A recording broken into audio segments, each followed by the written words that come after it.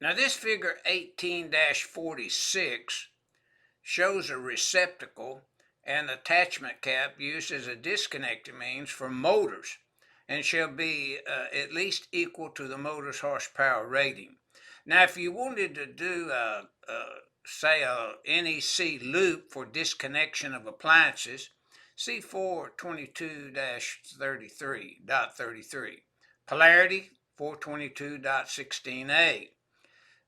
Cord use 400.10a, and an AC unit 440.63. Now, you know the definition of appliance does list an AC unit as an appliance. So under any of these conditions, an attachment cap and receptacle outlet in accordance with 430.109F could be used to disconnect a motor.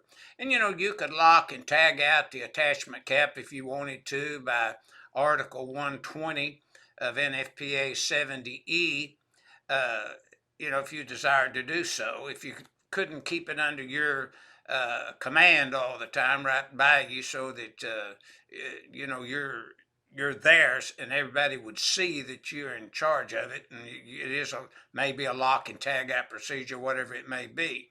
But now notice 430.109, we have a 10 horsepower rated motor that we're cord and plug connecting. So the receptacle and the attachment cap would have to be rated at least 10 horsepower also. And that's what this illustration is illustrating to the designer or the installer.